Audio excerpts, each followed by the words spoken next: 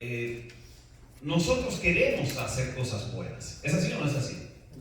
Porque yo creo que nadie, aunque bueno, en algún momento hicimos travesía, ¿no? Y sabíamos que estaba mal hacerlo. ¿Es así o no es así? ¿Sí o no? Sí. Óigame. Yo recuerdo que en casa, mi mamá, siempre que salía de casa, mamá nos enseñó a cocinar, a hacer todas las cosas en casa. Mamá decía, yo tengo que enseñarle a usted a cocinar, a pegar un botón, a planchar, tengo que enseñarles a barrer, trapear, todas las cosas de la casa. Ustedes tienen que aprenderla a hacer, porque si ustedes se consiguen una mujer mañana y ella se enferma, ¿quién es que le va a hacer todas las cosas a ustedes? Plata para empleada no creo que vayan a tener, así que ustedes tienen que resolverlo. Así que siempre aprendimos de todo. Y una de las cosas que me gustó mucho fue cocinar. Entonces cuando mis papás se iban de la casa, entonces yo me metía a la cocina. Mamá dice que yo tengo que aprender a cocinar, así que yo me metía a la cocina, ellos se iban a dar sus estudios bíblicos. Yo decía, no, tengo que hacer una tarea, la hacía rápido, y ahora sí me metía a la cocina. Y digo, a ver, ¿qué voy a comer? ¿Qué voy a comer? Así que yo hacía mi arrocito. ¿Cómo fue el arroz que me dijeron hoy que se llama un arroz larguito? ¿Cómo es que se? Jasmine, ya, eso ahí, Jasmine, ¿no? Bueno, no ese Jasmine, ese sabroso que ustedes tienen aquí, pero el arrocito ese, yo hacía mi arrocito, fritaba mis tajadas, me hacía un huevito, me hacía un jugo en pura leche, porque yo sentía que merecía tomarme mucha leche. Siempre me gustó la leche, hermano, así que yo me atendía de una forma tremenda. Y cuando mamá llegaba, pues yo ya tenía todo listo, ¿no? Todo estaba lavado, no ha pasado nada en la cocina, no ha pasado nada. Y mamá decía, pero bueno, yo dejé tanto arroz aquí, ¿qué fue lo que pasó? Y la leche, mira cómo va disminuyendo rápidamente, así que todo tenía que estar casi escondido, porque yo decía que tenía que darme la gran vida cuando yo no estaba. Hermanos, a veces nosotros hicimos cosas que sabíamos que no deberíamos de hacer, pero finalmente las hicimos, pues. ¿Sabe? Cuando yo entiendo y comprendo que es necesario que mis pasos sean guiados por Jesús, es más que saberlo, es dejar que Él lo haga. Ese es el pedacito quizás más complicado, ¿sí me entiende? Porque mucha gente sabe que hay un Dios en el cielo, que Dios quiere salvarnos, que Dios tiene un lugar mejor para nosotros, que puede transformar la vida del ser humano. Lo sabemos. Pero como dicen en mi tierra, del dicho al hecho, hay mucho trecho. ¿Sí lo conocen por acá también? Ok. Hay mucho trecho, porque la gente cree que tan solo con saberlo, con tener información, con tener el concepto gigantesco, maravilloso, majestuoso de Dios es suficiente. Pero no es suficiente. Por eso la palabra del Señor, y me encanta mucho esta porción bíblica, porque cuando el Espíritu guía, es allí cuando nosotros debemos de recordar que Él siempre es el encargado de la salvación. En esta hora yo quiero decir para ustedes, mis queridos amigos, y creo que se preparan los amigos y mis hermanos de forma especial, porque al final queremos apelar a ese llamado para ustedes. Hoy deben de decidir ver la gloria de Dios, deben decidir hacerlo, no quedarte con el pensamiento chévere, sería agradable. Sería estupendo que eso pudiera pasar. Decida ver la gloria de Dios ahora. Amén. Podemos hacerlo. Y vamos a ver cómo el Señor quiere revelar eso. La palabra del Señor dice en el Evangelio de Marcos, en el capítulo 9, el versículo 2. Iniciemos por ahí. 6 días después, Jesús tomó a Pedro, a Jacobo y a Juan y los llevó aparte solos a un monte alto, y allí se transfiguró ante ellos. Y sabe que este pasaje bíblico pues nos ayuda a recordar que en nuestro contexto dos cosas. Primero, en nuestro contexto los apellidos han sido importantes. ¿Así o no es así? Algunos en algún momento hubiesen querido ser del apellido tal o del apellido tal porque es de una familia altamente reconocida. ¿Me hago entender aquí? Por ejemplo, ustedes se vieron que la viuda de Blanco, ¿no? ¿No? ¿No se vieron eso? Oye, no llegó el pecado hasta acá. Una novela que decía que era la vida de Blanco, entonces el apellido era el importante en la localidad, el importante en el sector. De Blanco, si era de Blanco, entonces todo el mundo tenía que hacer siempre la ovación, la reverencia y todas las cosas.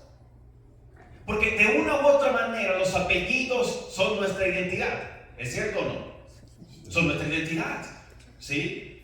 Yo puedo llamarme Augusto, pero no San Miguel. El único San Miguel que está aquí, por lo menos aquí tenemos al pastor, ¿sí? Es el único que lleva, el único San de aquí. ¿Sí? Mira, los apellidos de una u otra manera, hermanos, nos dan identidad. Ahora, ¿por qué mencionamos eso? Porque cuando Jesús decide tomar a estos discípulos, Él mismo les había dado apellidos. Vamos a recordarlo por lo menos. Dice que toma a Pedro, a Jacobo y a Juan. Vamos a ver los apellidos de estos hombres. El primer apellido se encuentra allí en el capítulo 3 del Evangelio de Marcos, el versículo 16. Vaya ahí conmigo. Marcos capítulo 3, versículo 16.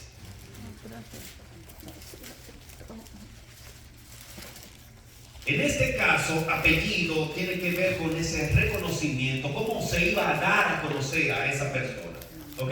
Ahora dice el versículo 16, a Simón, a quien puso por sobrenombre ¿qué? Pedro. Ese, digamos que Pedro es el last name. ¿Sí me dice entender? Yo hablo inglés, pero a veces la gente no me entiende. Era el last name aquí para los muchachos que están más en inglés que eso. Era el apellido, era la identidad de ese hombre que originalmente su nombre era ¿cuál? Simón. Su nombre original era Simón, pero Jesús dice, bueno, ahora que tú me vas a seguir, de aquí en adelante tu apellido va a ser ¿cómo? Pedro. Tu nuevo nombre, como la gente te va a reconocer, es como Pedro. Ok, perfecto. Y dice ahora, la segunda parte del versículo, ahora dice, y a Jacobo, hijo de Zebedeo, y a Juan, hermano de Jacobo, a quienes, ¿qué cosa dice allí? Apellido. Ahora le da el apellido. Dice, le dio el apellido, ¿cómo se llama ahí? ¿Cómo dice? Boanerges. Esto es, ¿los hijos de qué? Oiga, mi hermano, esos eran unos diablados, oiga. Hijos del trueno. Jesús de una vez le dio el apellido a cada uno. El apellido de una vez a Pedro, y usted conoce muchas cosas de Pedro que podríamos recordar. Porque el hecho de que Jesús esté haciendo esto nos da a identificar que estas personas, estos hombres, no eran perfectos. Yo no sé qué es lo que se le mete en la mente a las personas cuando dicen, mira, es que a mí me gustaría entregar mi vida al Señor, pero es que yo todavía no he dejado esto. ¿En dónde usted encuentra un pasaje bíblico que la Biblia dice, mira, cuando te vayas a acercar a Jesús tienes que haber dejado todas tus diabluras y tus locuras? No existe, hermano. Porque Jesús vino a buscar y a salvar ¿qué cosa? Lo que se había perdido. Es decir, que Dios no está buscando gente perfecta, porque si estuviera buscando gente perfecta, estaría buscando en los otros mundos que creó. Porque allá están los perfectos. Aquí, hermano, la misma palabra del Señor dice que no hay justo ni aún cuantos.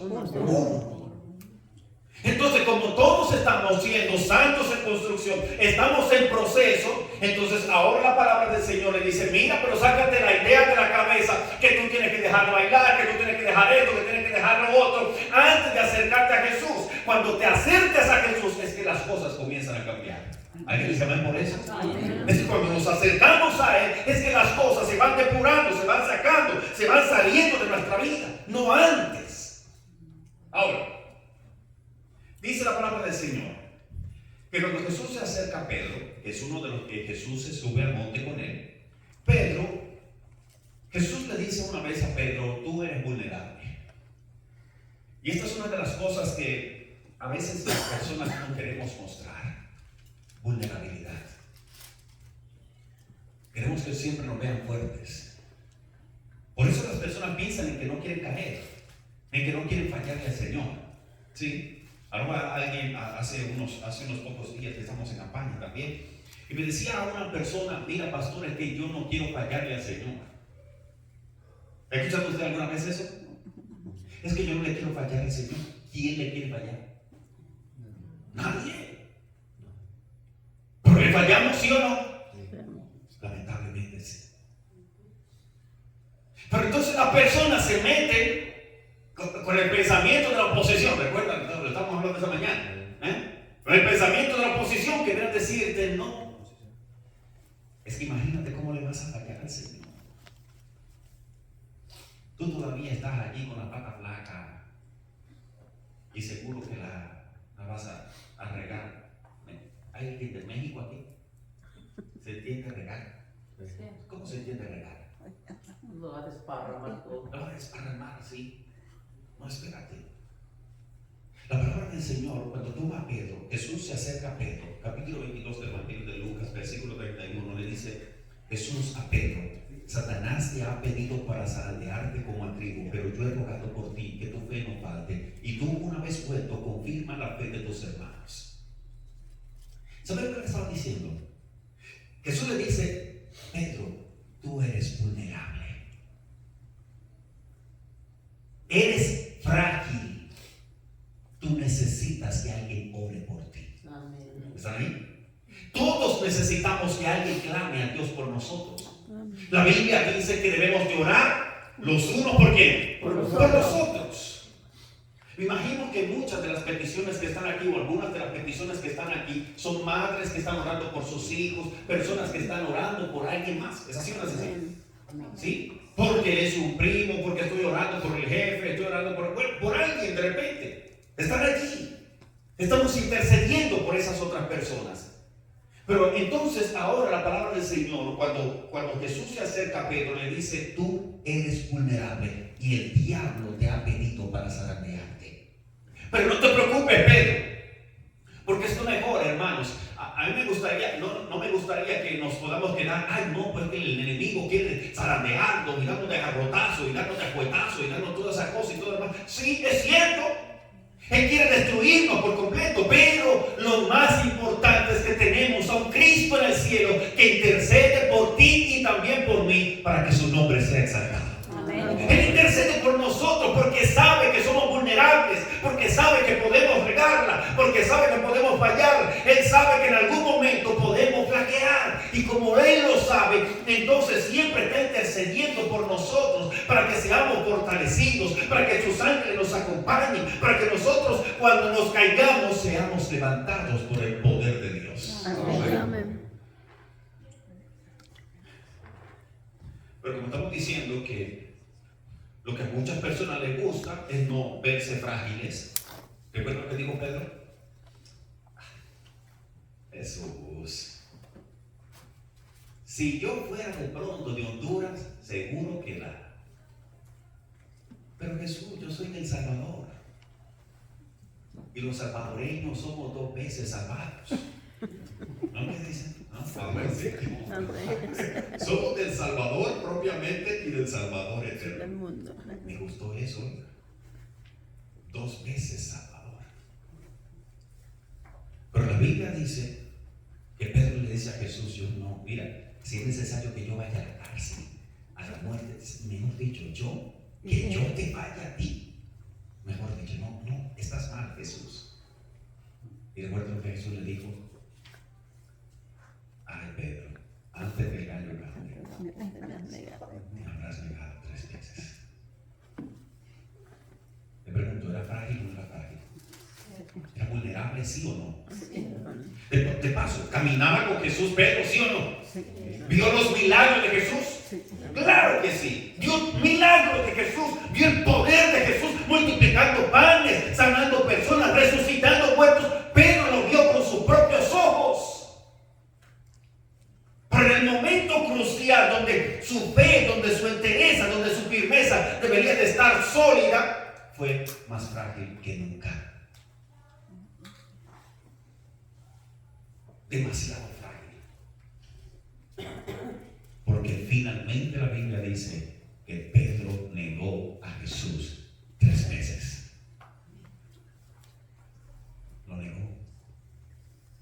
Pero a Jesús le interesa las personas que él ve que son frágiles. Las personas que de una u otra manera reconocen que tienen un problema. Él los puede sanar.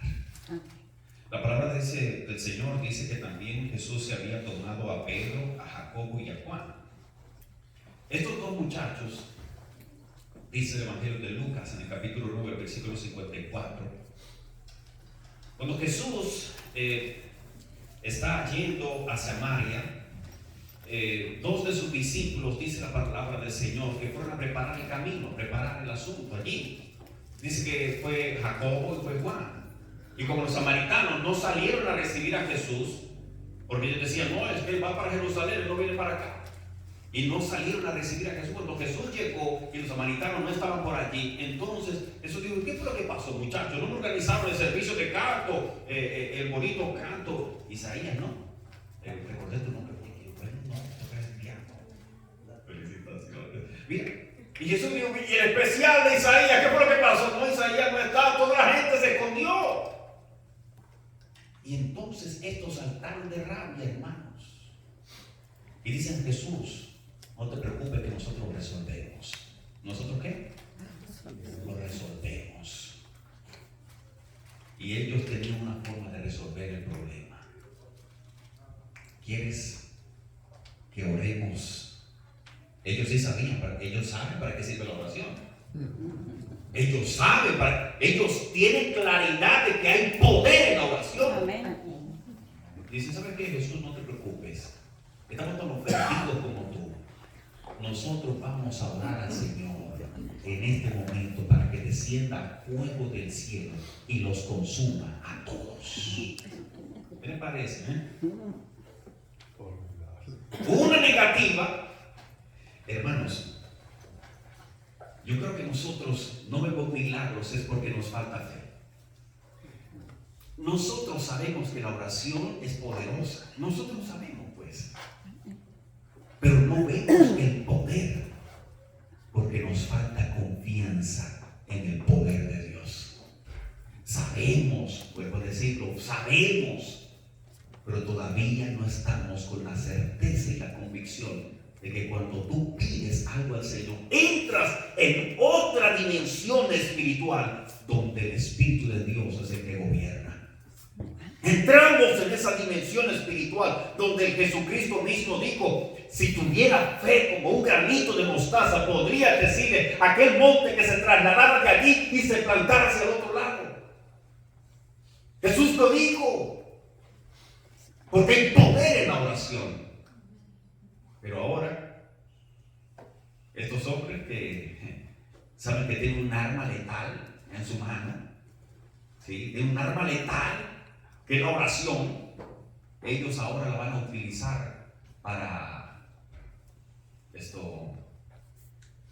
buscar venganza. ¿Usted se imagina que todo a veces, algunas de esas cosas que uno a veces deseara, se cumplieran de inmediato? ¿Se imagina que eso pasara? Le pregunto, ¿usted alguna vez le ha deseado mal a alguien? ¿Por un momento de repente? Sí. En algún momento de repente vemos, ojalá le dieron que sea un daño de estómago. Y al abuelo usted quiere a esa gente ahí desbaratada, me duele. Hermano, ¿usted qué haría? ¿Qué haría que cada vez que usted dice una palabra, que usted habla a Dios, usted tiene un deseo, ese deseo de inmediato comenzará a cumplirse. Bueno, quizás algunos tendrían mucho dinero en su cuenta bancaria, ahora no. Estos hombres dijeron: nosotros haremos descender fuego del cielo para que los consuma. Porque es que el pensamiento de muchas personas, cuando de repente hay algo que no nos gusta, cuando a veces estamos en el proceso, cuando nos sentimos aficionados, cuando nos sentimos confrontados, cuando hay algo que es en contra nuestra, entonces nosotros a veces queremos lidiar el problema por nuestras fuerzas.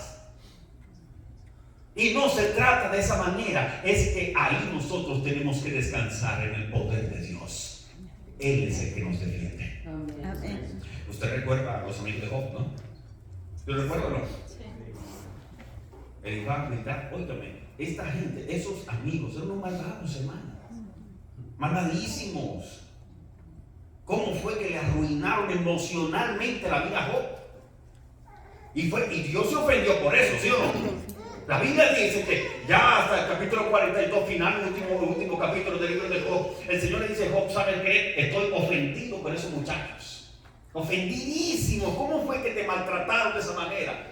Y te digo, Job, si tú no te levantas de ahí y haces un sacrificio por ellos, de una vez lo consumo. ¿Están conmigo, no? Sí. La Biblia dice que Job no tenía ni siquiera uñas. ¿Es así o no es así? ¿Con qué se rascaba? Con un tejo. No tenía uñas, ni siquiera. Su piel desbaratada, carcomida, sus uñas todas, sus cejas, sus pestañas, todo con una pudredumbre en su cuerpo. Y el Señor le dice: mira, si tú haces un sacrificio por esa gente, entonces yo lo restauro. Porque cuando tú decides interceder por alguien, entonces el poder de Dios se activa de inmediato para resolverlo en el nombre de Jesús. Amén. La Biblia dice que esos 3 hombres no fueron consumidos porque Job se levantó e hizo el sacrificio. Sé que a veces en la vida, hermanos, hay cosas que no son fáciles. Sí, hemos lidiado con temas que son muy complicados y hay personas que nos han hecho mal. ¿Es así o no es así? Personas que se han aprovechado de nosotros. De frente un trabajo, nuestro jefe o personas que se han aprovechado y no han pagado lo que es justo. Han obrado mal para nosotros. Pero no te preocupes por eso, que hay un Dios que lo ve todo. Amén. Hay un Dios que hará pagar a cada uno conforme hayan sido sus obras. Amén por eso. Amén. Mira, la palabra del Señor dice que Jesús decidió llevarse a estos hombres con esas características puntuales. Pero se los lleva, dice la Biblia, que para hacer uno de los actos más extraordinarios, que ellos puedan ver su gloria. Le pregunto, ¿se llevó hombres perfectos? ¿Perfectos o no? No. Hermanos terribles. ¿Acaso está hablando de Pedro, el que era torero? ¿Se entiende el torero? ¿Cómo se entiende? Torero. ¿Se entiende el torero? Sí. El que hace las corridas de toros y todas esas cosas. ¿Se entiende? ¿Sí o no? Pedro era torero, ¿no?